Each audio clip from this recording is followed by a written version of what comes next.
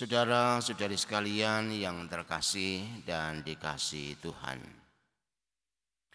hanya dengan 5 roti dan 2 ikan, sebanyak 5.000 orang laki-laki dapat dikenyangkan.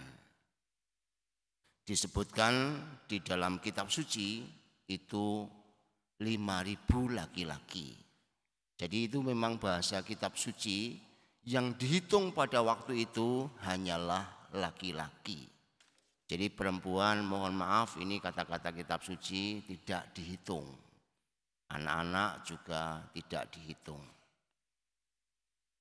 Bahkan kemudian masih tersisa 12 bakul. Inilah yang dinamakan dengan mukjizat. Sekarang bagaimana kita memaknai mukjizat ini? Saya ingin mengajak Anda merenungkan 3 poin kecil berikut. Yang pertama, makna mukjizat pergandaan. Harus kita sadari, mukjizat Allah itu selalu terkait dengan partisipasi manusia. Kita lihat di sini, mukjizat pergandaan itu terjadi ketika ada seorang anak kecil yang menyerahkan 5 roti dan 2 ikan miliknya kepada Tuhan. Tuhan kemudian menerima pengorbanan anak itu dan mengubahnya menjadi berkelimpahan. Kalau demikian, ada kaitan erat antara mukjizat Allah dengan penyerahan diri manusia. Setelah manusia itu dalam keadaan kosong, tidak punya apa-apa, karena 5 roti dan 2 ikannya diserahkan kepada Tuhan, maka Tuhan lantas bertindak dalam kelimpahan. Maka mukjizat hidup kita akan terjadi kalau ada partisipasi dari kita. Jangan mengharapkan mukjizat ketika kita enggak punya partisipasi.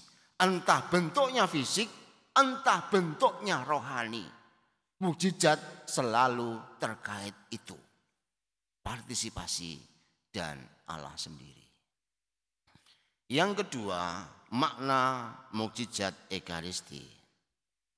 Mukjizat pergandaan 5 roti dan 2 ikan biasa juga ditafsirkan atau dikaitkan dengan Ekaristi.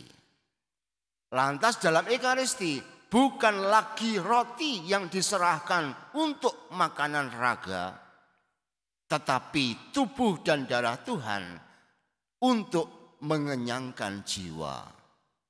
Di sini ada perubahan yang mendasar, yakni roti menjadi tubuh. Oleh karena itu Ekaristi tidak hanya mengenyangkan, tetapi juga menjamin keselamatan. Jadi mukjizat itu pada akhirnya adalah demi keselamatan manusia. Mukjizat Allah dimaksudkan agar kita semua menjadi selamat. Kemudian yang ketiga, makna potongan sisa. Potongan sisa tidak dibuang, tetapi dikumpulkan menjadi 12 bakul penuh. Mengapa yang ditulis adalah 12 bakul? Kok tidak 5 bakul atau 7 bakul atau 15 bakul? Rupanya ini adalah angka simbolis. Yang barangkali angka ini memiliki makna simbolis tentang 12 suku Israel yang terbuang tercerai-berai, kemudian dikumpulkan kembali oleh Allah agar dapat menerima keselamatan yang datang dari Allah.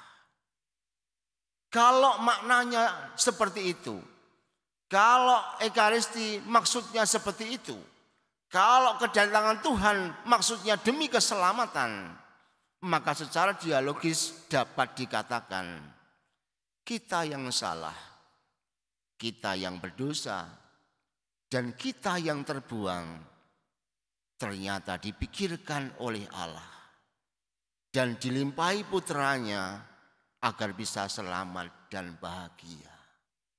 Itulah mukjizat yang paling unggul dari seluruh mukjizat dalam hidup kita.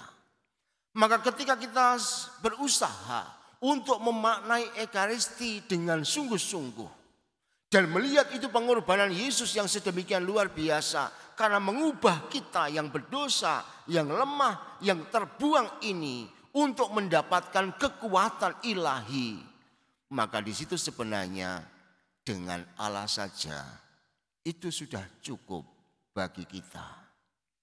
Maka hari ini saat kita juga hendak merayakan Ekaristi yang dikaitkan dengan penyembahan berupa penyembahan sakramen Maha Kudus, kita hendak mau menyerahkan hidup kita kepada Allah. Supaya dengan demikian kita semua dapat menikmati penyerahan diri Yesus dalam hidup ini sehingga dapat menjamin kita untuk memiliki keselamatan yang abadi.